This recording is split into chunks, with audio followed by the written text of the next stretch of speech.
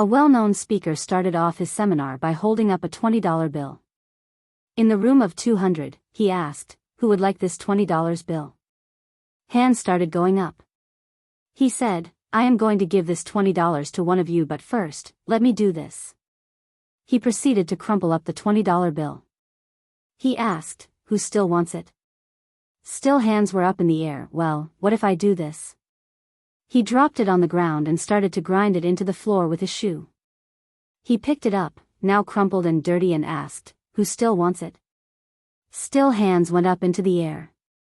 My friends, we have all learned a very valuable lesson. No matter what was done to the money, it was still wanted because it did not decrease in value. It was still worth $20. Many times in our lives, we are dropped, crumpled and ground into the dirt by the decisions we make and the circumstances that come our way. We may feel as though we are worthless. But no matter what has happened or will happen, you will never lose your value. Dirty or clean, crumpled or finely creased, you are still priceless to those who love you.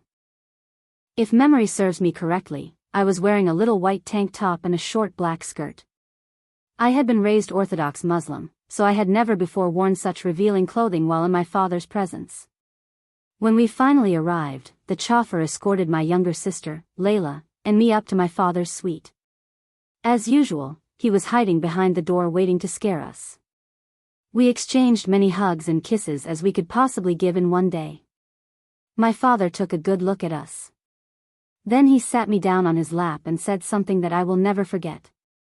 He looked me straight in the eyes and said, "Hannah, everything that God made valuable in the world is covered and hard to get to. Where do you find diamonds? Deep down in the ground, covered and protected. Where do you find pearls? Deep down at the bottom of the ocean, covered up and protected in a beautiful shell.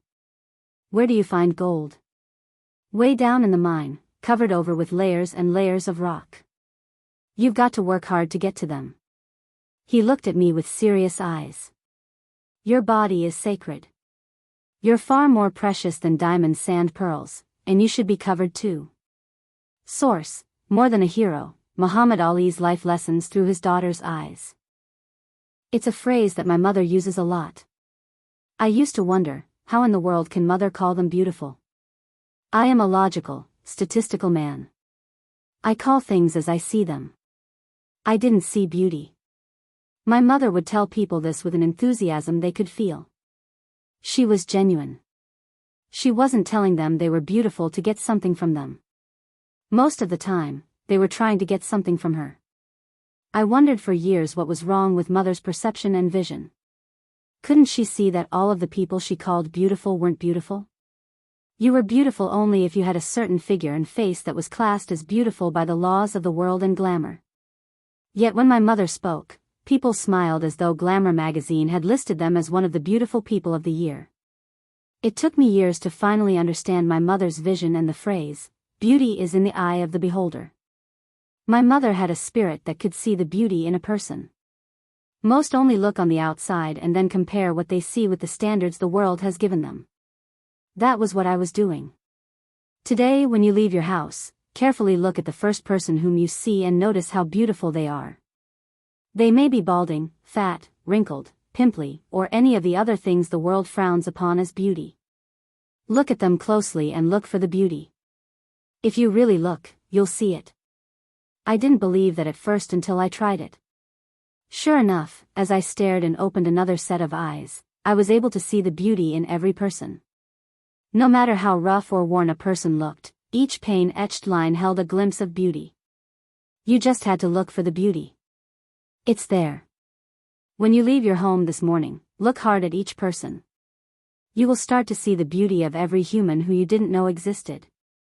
Trust me and try this. If you sincerely look, you will see it. When you get home after seeing the beauty in faces you see, look in the mirror. You are beautiful. Thank you, Mama, for all of the beauty that you have not only seen, but added. She used to tell me, "Be like a honeybee which always sits on beautiful flowers." Prophet Muhammad, peace be upon him, said, "Indeed Allah is beautiful and He loves beauty." In other place He, peace be upon him, says, "A believer is beautiful because Allah has given him beautiful characters." Holy Quran emphasizes on remembering the beautiful things Allah has created and praise them profusely. And as for the blessing of your Lord, do announce it. 93:11 Allah himself remembers and praises the good creations he has created, among them is his beloved Prophet Muhammad, peace be upon him, and he exalted your praise, O Muhammad.